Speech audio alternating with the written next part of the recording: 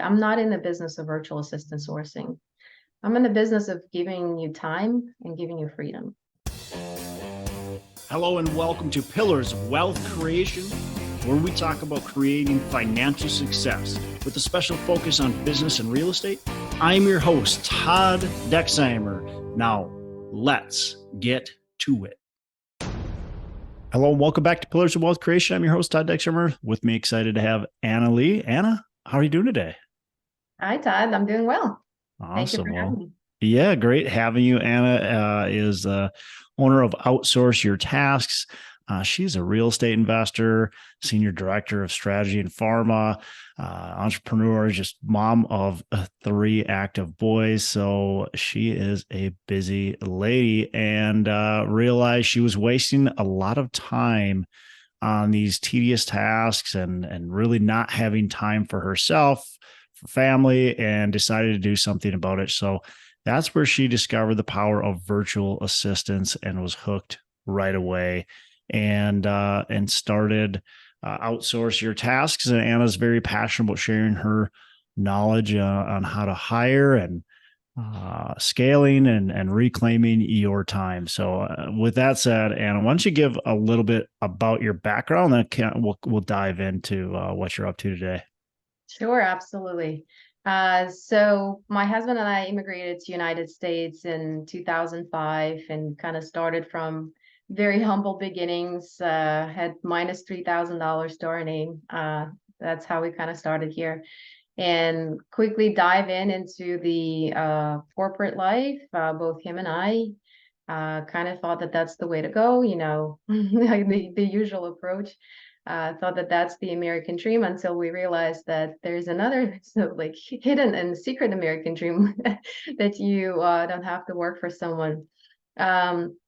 My husband, I think, stopped working for a company back in 2016, and that's when he dabbled into real estate investing in the form of flipping. But in 2017, I was offered a expatriation project kind of type of job in Switzerland. So our whole family decided to move for about 4 years. But that initial hook was there for my husband to be sort of kind of addicted to real estate and understand the power of, wealth creation and creating a financial freedom. So he continued to flip while we were in Switzerland. He just had boots on the ground here locally. He was flipping locally He in was, the flipping US. locally here to Got it. Philadelphia. Got Yeah. it. And we quickly realized, oh my gosh, we can do it from anywhere in the world. So we spent 4 years there, and I came back with my corporate assignment back here. We came back to Philadelphia, and as we were progressing, I was still in Switzerland. I kind of was looking at him, and we were always kind of together and provided some support for finding the deals or financial sort of kind of funding of any of the deals. But slowly but surely, I was getting addicted to that myself. And before we moved, I started a wholesaling company because I wanted to kind of feed my husband with more deals. And that's where I got exposure to virtual assistants in general, or just support outside of, your traditional employment. Because I wanted to, do that, but yet I was still employed and we were overseas. We had time zones. So it was just a lot of nuances. So I had to hire virtual assistants, and I just had to learn how to be great at it to scale. And then we came back to United States in 2021, and continued to expand in long-term rentals and then short-term rentals. And in 2022, about a year and a half ago, I actually was able to quit my job. And so pretty excited about that. And, my wholesaling kind of was a very slow operation. We got some deals out of that, but what came out of this is the whole new entity, which is the company that I own right now, is Outsource Your Tasks. And I'm just all about now helping busy business owners to be less in the business and kind of more around the strategy and scaling. So in a nutshell, that's the story where I am right now. Yeah, I love it. So, it's funny. I found myself, now I didn't hire a bunch of virtual assistants, but I found myself becoming a better business owner when I actually was doing my business from remotely. And because you have to delegate. And it sounds like you did something very similar. You are, of course, across the ocean, right? But you had to figure out how can you find other people to help you. You're busy, like it just doesn't work. And so you to do that, there's big advantage sometimes of removing yourself from the business or forcing yourself to remove yourself from the business, because it does force you to think outside the box. I think it's so easy for, at least for me, for most entrepreneurs, to just feel like you have to do everything yourself. Yes. Is Yes. it? I think that's the burden for a lot of us. The notion that, why do I have to pay someone, or why do I have to train someone? The burden of time that I'm going to spend to train someone to do something. I think that's the one of the probably common misconceptions that a lot of the business owners that start talking to me, like that they're just like, why do I even need to do that? Yeah. Right. And I said, well, how much free time do you have? How much really free time do you have? Right. And in the end, they do realize, yes, we're doing some tasks that somebody could be doing faster, cheaper, better, you name it. Or it will allow you to scale and not to stay at that like starter point of your business or just kind of mid-level of the business. So how does your company outsource your tasks? How does that, how does that work? Like if I'm going to come to you and I say, hey, I need some help here. Where do you guys start? Do you help identify those areas? Do you help? How do you come into play? Sure, absolutely. The initial call that I have with a business owner normally starts with one idea that they had in mind, and then we kind of end in point B, right? It normally just transitions because I ask questions in exactly what they're trying to accomplish, right? Everything sort of kind of goes back to your why, right? And what comes secondary. So Mhm. I get sometimes calls and they said, well, I'm overwhelmed with, I don't know, lead generations, or I'm overwhelmed with just house management, whatever that is, right?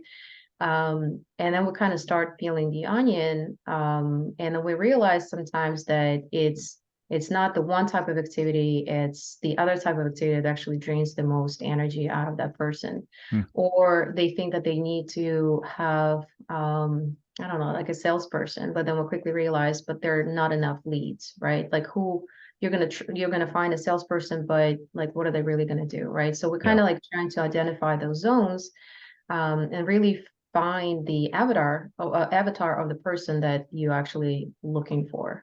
After that conversation, it's fairly simple, for the person to know how many hours they need to hire for and who do they need to hire. And sometimes we're actually scaling down either on the hours or number of people, and Hmm. sometimes we're scaling up. The reason why we would scale down is the reality is the person's really not ready. They haven't even outlined the list of items of what needs to be outsourced, right? So I kind of give a little bit of homework and I say, go back and just try to create that list. And then Yeah. they come back and they say, actually, it's not enough. Like it's not enough for me to fully like fill in the 40-hour week. But other times I hear people asking for pretty much a unicorn, right? I need a salesperson, and they also need to be a bookkeeper, and they need to do social media, and they need to be a little bit of HR. And in that kind of way, I need to burst the bubble a little bit, right? Because Yeah. that person just really doesn't exist, They're or not going to be unless good at anything if they do. exactly, exactly. So, and then we parse it out, and then I just kind of say what's the most important. Sometimes you do highlight the most important item, and you just hire that one specialist, and other times they just end up hiring four people, right? So it's that's how we start the conversation. It's always me on the phone with a business owner. That's the only part that I haven't outsourced because I really, really enjoy that. Hmm. That's the part of my job that I don't consider being a job because I really, really get a kick out of this. It's almost like, a therapy session for me, right? But then once we get all the requirements, we have the business owner fill out the form based on the conversation that we just had. And then the form goes directly to my team. And then from that point on, my team is just handling the whole process, right? They'll create a job description. They'll post on all the job post boards. We source internationally. Primarily, we sort of looking into Philippines only in the very beginning, only because the pool of available virtual assistants is kind of pretty big, but we've expanded to Latin America, Egypt, India, Eastern Europe. And, the process is that they would post on all the relevant job post boards, and then they will start the interview process because, the whole process of kind of narrowing down to the right candidates to even being interviewed, any given job post is actually about 100 candidates would apply, right? So my team will go in and use the method that we developed in our company. They will just narrow down to the 25 candidates, right? And then they will interview 25, and then we would only present the top 3 candidates to the business owner, right? So my whole notion is I'm trying to get that headache, right? That whole process of sourcing out of the business owner, right? And deliver them a package, right? That's a turnkey, sort of like mini HR transaction of recruitment, where they don't have to kind of deal with that. In the end, when they have the package, they have recorded interviews, disc profiles, and resumes, everything that they need to start and hire. So we always tell business owners, you can re-interview if you want, like if there's anything specific that you want to ask, but we're trying to sort of kind of get that portion out of their hands too, so that there's not yet another thing for them to do. One of my biggest hesitations with using virtual assistants is they're not here. I can't, see them, and they're potentially in the Philippines, or they're who knows where, right? They're somewhere other than in my backyard. And so that's been a hesitation. The other hesitation has been, how do you find and ensure that you've got the top talent with a virtual assistant? So how do you combat those two things with people's hesitation? And maybe there's other really, things that people are just nervous about. Yeah, absolutely. When it comes to not sort of being able to get access to your employee right away, I'd actually challenge anyone who is a manager to never be in your employee's face and like micromanage. Being in the corporate, Touche. to be honest, yeah, I mean, like being in the corporate, I had managed a lot of people, and micromanaging never works, Yeah, right? for sure. Only thing that works is you set up key metrics, right? Keep KPIs. You set up the goals for your team and you ask them to deliver, right? And you have ongoing feedback sessions, whatever rocks your boat. Do you need it weekly? Do you need it quarterly? Do you need it annual sessions? But you always have to have that ongoing performance discussion with your employee, whether they're in Philippines or they're here locally, right? Because you want your employee to deliver something, and you want to inspire them, you want to manage them, right? There's a lot of responsibility that comes to the management, rather than employee themselves, right? Everything starts from the head, right? So I kind of put that challenge back and say, it doesn't matter where they are, right? It's how great of a leader you are, and how great do you set them up to succeed, right? And I understand we're in the human business. We have different kinds of personalities, and some people like to be lazy, others different, right? But it's almost like a little bit of, it reminds me of having a family and having a child, right? That you need to um, create a vision and aspire, right? And have them deliver certain results, not necessarily how even you want to for them to be like you, but more necessarily cultivate what's that innate ability in them, what's that uniqueness that can actually deliver great results for your business, right? You want them to be them and then succeed in that employment. And the second question you had, right? It's about what was it about performance? Yeah, really just, you said you kind of went through the process, right, already. So you said, hey, we get like 100 applicants. We narrow that down to 25. We interview those people. We narrow it down to 3. It sounds like from there, then, I would be maybe involved in the last little process with the 3 to be able to choose. But is there anything else you're doing to ensure top talent, or is it just scrubbing their backgrounds and doing the interviews and that? Yeah, I mean, that's already that like funnel pretty much narrows it down to the right people. Yeah. in the end of the day, we ask for references and, cross-check based on certain types of kind of like key points that they mentioned during the interview. I'll give you a few examples who we sort of don't hire, right? It could be somebody who, our first question during the interview is always, tell me more about yourself.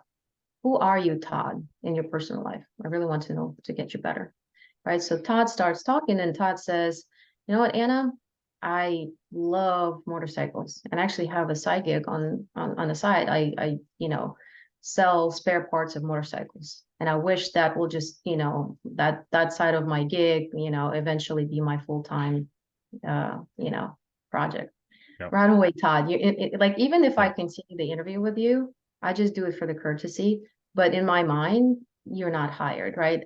And it's not because you're a bad person, but right away I know that your goals and visions are totally misaligned with who the business owner is looking for, right? They're not looking for an entrepreneur. They're looking for somebody who is actually excited to just kind of work on the task they're given. And there's Right. nothing wrong with having different interests, right? But it's just like you want the two perfect interests to be aligned. This is just like a very Yeah, but subtle yeah, if question. their interest is so passionate already, and that they're telling you about that in the interview, that just tells you like Yeah, they're only there for the check, and once they get to that point, and even if they don't ever get there, they're just always dreaming about it. They're always distracted. exactly. And you don't want to destroy the dream of that person, right? Like Yeah, it's almost like by letting you go, I'm gonna set you free to actually like, yes, go for it. This is yeah. your dream and gonna go for that. Just not every person is gonna be dreaming about this, right? Different people are at different stages of their life. And we're looking for people when we ask the question, what is your long-term goal for this job? And most of the time they actually do look for stability. Because a lot of times in Philippines, for example, or people who Mm, work as virtual assistants, they kind of have gig type of work, right? And they go from one client to another. They're looking for stability. I'd love mm. to grow with your company, right? Those are the best candidates, right? Those are the best candidates because we know that they're not looking to hop from one job to another. They're actually looking for that, yes, I want to get paid well, but getting paid well in Philippines is totally different than getting paid in the United Yeah. States, right? So we as business owners can definitely afford that. And in a lot of cases, we actually save a lot of money by paying them their great rates, but they're there, they're loyal, they want to deliver results because they want that stability. Because guess what? They're not getting paid well in their, jobs, being a doctor, being a teacher, being even entrepreneur in their local economy. What advantage do you bring to the table? You've already probably talked about some of those things, but what advantage do you bring to the table versus me just going online, going to, let's call it Upwork or something like that, and just finding a virtual assistant on my own? I actually encourage people to start doing it yourself. And I Okay. actually created a course to teach people to do it themselves, right? That Mm, was my whole notion because when I started, I hired from the agency and I really didn't like the whole concept of the agency. And I'll talk about it later, but I do encourage people to start themselves mm. just to understand how complex the process is, right? And some people just hearing that how many candidates I have to review? 100? How many candidates do I have to interview? 25. They're just getting overwhelmed by that notion, right? Yeah. So in the end of the day, if I'm talking to my women audience, I'm gonna say you can do your nails yourself, right? This is the thing that is accessible. You go buy nail polish and do your nails yourself, or you choose to go to a nail salon and have somebody else do it for you, a professional. Most likely they'll do it better, Yep. right? Just because how often they're doing it, right? Or same thing, like you can maybe build a deck, right? But you can hire a professional to do it for you. It doesn't matter. There's no necessarily right or wrong way. I kind of like highly encourage for people to start to do it themselves just to understand the whole process. But in the end of the day, most of my customers are actually busy business owners. They're Yeah. already overwhelmed, right? So they don't mind actually to outsource that portion because that's the whole process, right? Like I'm already getting into mindset of outsourcing. I might as well outsource that part. Yeah. I mean, you have to understand why are you hiring in the first place? It's because Exactly. you need to hire people because you're too busy or because you want to grow your company.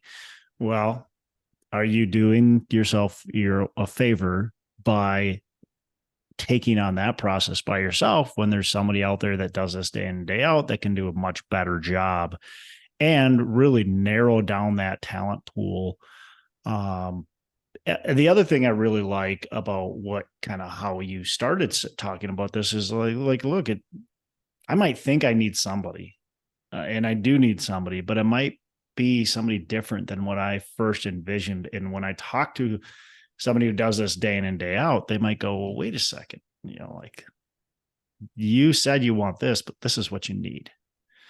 Yeah. And so there's that narrowing kind of into that, hey, this is where you need to go, and then these are the people you need, and we are supplying that for you. So I do like that whole kind of narrowing process that you provide as well. Yeah, absolutely. My whole goal is actually, I'm not in the business of virtual assistant sourcing. I'm in the business of giving you time and giving you freedom. Hmm. So my goal is, in the end of the day, the business owner texts me in 2 months, and they say, thank you so much because I can do X, Y, Z. Right? Yeah. That's where I'm going after. I'm not going after a quick sale because I actually derail sometimes people from hiring. And I'll give you an example of who I recommend not to hire. It's somebody who is literally just starting out, and they have no concept of like people management. Maybe they're not even a parent. They haven't ever tried working with people, and they think that by hiring somebody, somebody will come and save them. And then I say, this is not the right mindset. You are the leader. You have to guide your people. You have to understand what your goals are. Try to optimize your why, and what is your business? What business are you really in? Try to set up the KPIs even for yourself. Try to do it maybe for a couple of months, right? Just so you understand what it's like, and only then hire people, like only then come back to me, right? So my goal is just to really guide business owners to take the right step. Yeah, I love that. What's a mistake that you've made? It can be in this business or it can be in a different business, but what's a mistake that you've made, and how have you learned from it?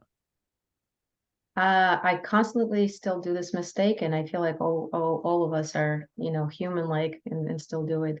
I personally still struggle with outsourcing fast enough, right? Hmm. I may still find myself, oh, I'm tweaking something on my website. And then my other Anna is telling me, like, what are you doing? Yeah. Right? So you just outsource building of the whole website, it's up and running, but now that you need website support, and I'm doing it myself, right? Yeah. So I am sort of my own preacher, right? So whenever I find myself doing something that I either don't enjoy, or it just takes a lot of my time, I just need to kind of still tell myself higher now, right? So I tend to wait for the system to break, right? And I used to have that mindset. It's kind of very agile process in the corporate world, right? Where you're Yep. trying to be very lean. And a lot of the business owners have to be lean, right? Otherwise, you can just waste a lot of money and maybe on marketing, whatever it is. So, sometimes I have to find a balance between being agile and lean, and actually, hiring fast enough to sort of like procure growth for my own company. So, it's almost like growing pain, right? As we all have, growing up in any business, you have a growing pain. So sometimes you tend to overhire, and sometimes you tend to underhire. So for me, it's kind of finding that balance, and still guiding myself through that process is probably, I'd say that I don't see that as a mistake necessarily, but I see that as, part that I'm still learning myself to finesse. Yeah. I don't think I've ever made the mistake of over hiring. It's always under hiring. And it's always like after I make that hire, I'm like, why did I wait so long to do that? Like I should have done that 6, 12, or even longer, 24 months ago. It's like, man, why didn't I make that hire so much earlier? It's amazing. I think one of my especially early on, one of my biggest hesitations to hiring people was that it's going to cost me money, and can I afford to do it? Um, But the answer has always been, I make more money when I hire somebody. When I hire people, I end up making more money than before I hired them. They take those tasks and they free up time to make more money. And so it's always, the question always answers itself is, yeah, you can afford to hire that person because your company will grow. Absolutely. Yeah, I think the only time that I see business owners actually not benefiting from hiring or over hiring is honestly, it's normally like some sort of a startup venture. Typically, it's real estate. Somebody watched the course and they hired, oh, I'm gonna just hire like five Mm, people. They're gonna be calling and I'm gonna get so many leads. They get burnt out through their marketing budget pretty fast. And part of the marketing budget is people who are either, doing the cold outreach or whatever it is. So yeah. that's what I'm seeing. And I actually see this not necessarily with business owners that I'm talking. I'm seeing it on the other end with virtual assistants. The most common answer, especially in real estate, because we hire in different industries, but in real estate specifically, the appointment setters or cold callers or text or whatever it is, their most common answers for why they're no longer with the client they are is that their client went out of business. Mm, They hired too fast, too soon because they watched the course. And it's an unfortunate reality we're in right now. Everyone, is an expert. They, yeah. talk about how to invest in real estate and inspire people. I mean, it's great for people to take risks and, go for it, but this is where the other end of the balance, right? Some people kind of get stuck in their analysis paralysis and never start. Other people just go like dive in and they don't have any base, right? Yeah, you definitely need the base, right? It's certainly not just go and hire. You need the base. You need to have something going on before. If you have no income coming in, if you have no business, then you have no business of hiring people because you have to feel like you that's just really that's not being responsible to the people you're hiring either, right? If you're hiring a bunch of people but you've got no sort of business going, you're being irresponsible to them. They don't deserve that. So have something going and then hire. You have to have some sort of traction in I believe. Right. So how many VAs do you have currently that are working for you? I have VAs in different teams because I run multiple businesses. Mm-hmm. So any business can have, anywhere between actually 1 to 5 VAs. And sometimes it's not even full time. Sometimes I have part-time people, and other times I have more like a project base, or when I just go to them when I need them, right? IT is a great example. But you don't honestly, you don't need that many people. We live in the era where with the help of AI, you just need a little bit of that human interaction to use a lot of the power that's available to you. And I Yeah. just recently read an article that we're going to start experiencing more and more companies that become billion-dollar companies with 1 or 3 people. Yeah. Yeah. So, And we're going to have to, if you just yeah. look at the labor pool, especially in the US, but I thought really all around the world, the labor pool is getting smaller as people are aging. So yeah, we're gonna have to. Yeah, but I mean the technology, now no matter how much people kind of talk about AI in a negative way, technology is there to help us. And like if you Yeah. look at it from the right perspective, I personally utilize AI and have my virtual assistants to use it, right? Like I encourage them, whether it's ChatGPT or creating images in Midjourney, whatever it is. Mm. I want to sort of like double down on the power of VA plus AI. For me, kind of that's the formula nowadays, VAs plus AI. So, Anna, I want to pivot, but before I do, I want to let you say anything else about the outsourcing, the VA work. Is there anything else that you want to add that you think our listeners need to hear? Yeah, absolutely. You kind of asked me a question about why people won't hire themselves, right? And I said, please do hire yourself and try it out. My other point was about agencies, and I do want to kind of highlight the two different models and why I chose the model that we have. When I personally started hiring virtual assistants, I went to agencies. I was sold on the premise we're going to manage your VAs for you, right? I was like, great. I have a full-time job and I'm, pretty busy myself. I don't have time to hire and manage and whatever, right? So that was amazing. And their financial model is that they maybe charge you double the rate and they're hiring the VA. You sort of kind of get the VA from them. So the two lessons that I've learned is the management of the VA it's non-existent, right? Like it's almost like a joke because in the end of the day, I have to manage the manager for the manager to manage the VA. There's a lot that's lost in translation. I found it through talking to a lot of other business owners and investors that they're all experiencing the same issue. And the other part is, the model of sort of like subscription model per se, right? You kind of pay to the agency and the agency pays the VA.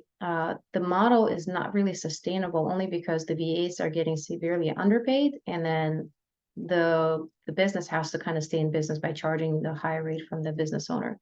One of the examples, I used to pay $10 and the VA was getting, I don't know how much, but I just experienced the high turnover. And one of my last people just left abruptly without telling me anything, without telling the agency anything. And then 2 weeks later, he came back to me and said, Anna, listen, like I was really underpaid. So sorry for leaving you, but if you hire me directly, I'll gladly, get $4 an hour and I'll be yours forever kind of thing. And I was like, oh my God, how much did they really pay them? Right. It's definitely under four. So maybe $3 or $2. And the market rate on average is about 5. So I kind of wanted to put it out there, what options are there and why they personally didn't work for me. Maybe they're still working for somebody else, but virtual assistants, they're also people that are in the market. They understand their worth. So I prefer the model that we implemented. We just charge for the process a one-time fee, right? And then the virtual assistant works directly for the business owner.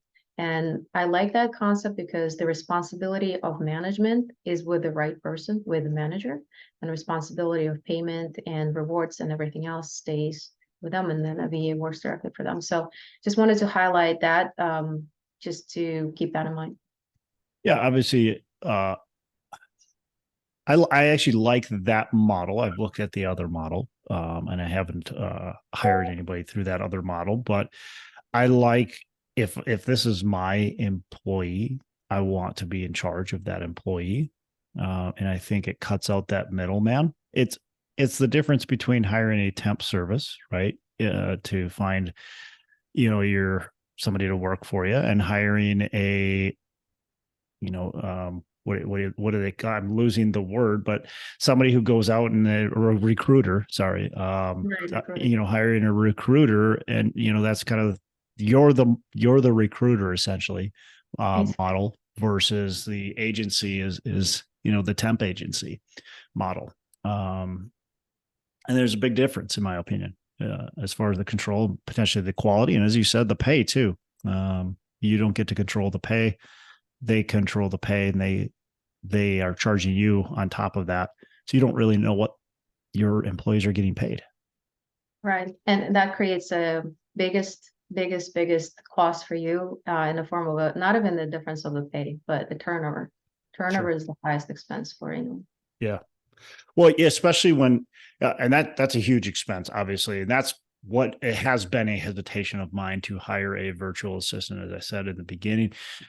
Um, and I hired one virtual assistant, and that was a very short time because the turnover was really quick. And turnover is a huge expense and a huge pain, quite frankly. If I train somebody and all of a sudden they start doing a good job, I want to keep them. And Yes, if they leave, then I got to retrain somebody else. And then we got to go exactly. through the whole process again. And it day one is always different than day 365, right? So I'm going to get somebody much better at day 365 than the first day.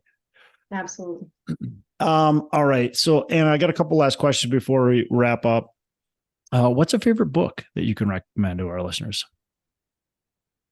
Oh boy, I'm going through a notion of kind of my favorite book for the year.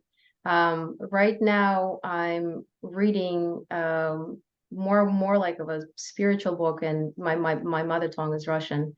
So it's the book Two Lives, and it just kind of talks about just a whole notion of um, living and kind of seeing the it's not even the positive stuff. It's kind of bringing joy and happiness to the world, right? Mm, By being joyful and happy yourself.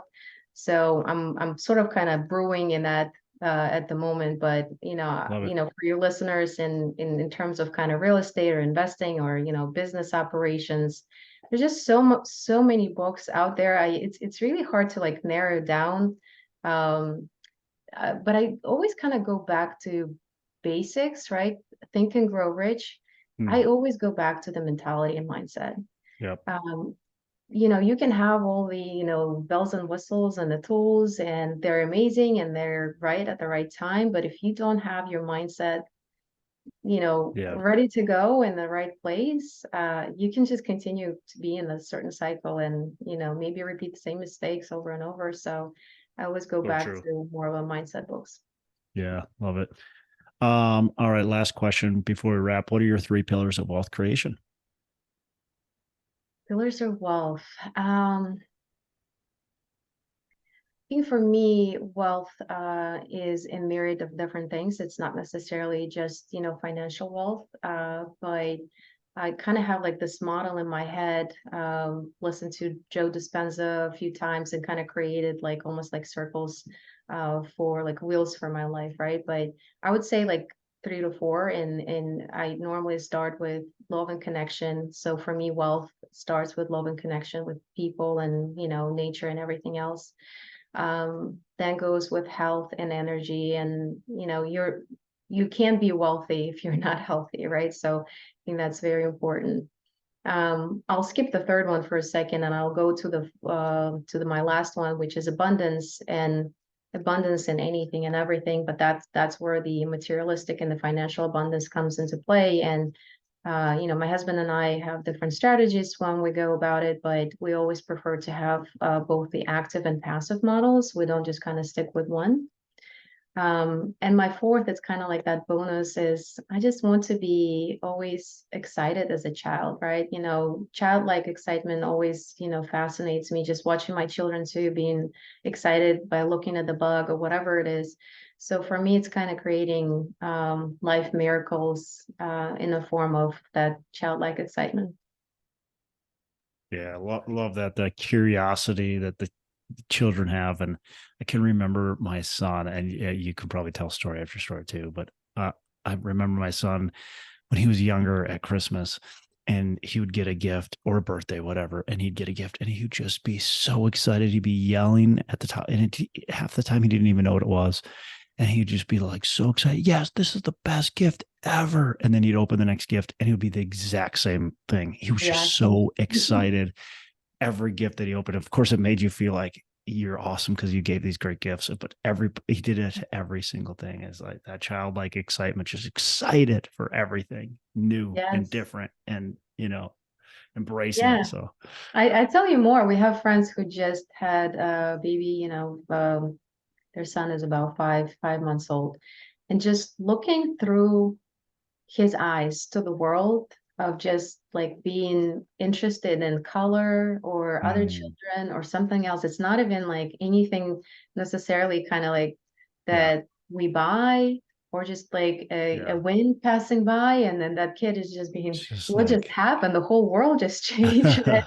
So I'm all about kind of, paying attention to the little moments in our life, and, because otherwise I feel like we're always going to be chasing that, keeping up with Joneses, and yeah. it's never enough kind of thing. But going back to basics of what makes us happy, that's where my kind of wealth creation sits. I love it, love it. Yeah, I really appreciate it. How can our listeners get in touch with you, learn more about what you got going on, and maybe reach out? Yeah, you can check out my website. It's outsourceyourtasks.com, or just email me, Anna@outsourceyourtasks.com. And I'd love to answer any questions. If you go on my website, you can actually set up a 30-minute consultation with me. It's absolutely free. I'd love to talk with you. If you're stuck, going through, that conversation that you and I just talked about, help you navigate what to do next. I'd love to just talk about it. Awesome. Anna, really appreciate it. And thanks so much. Lots of great information here. And you have a fantastic rest of the day. Thank you so much. You too. Hey, thanks so much for listening. I appreciate you being a loyal listener. Say, I would love to have you go on to our Facebook page and subscribe. Give us a thumbs up. Go on to iTunes or wherever you listen and give us a rating and review. Don't forget to subscribe.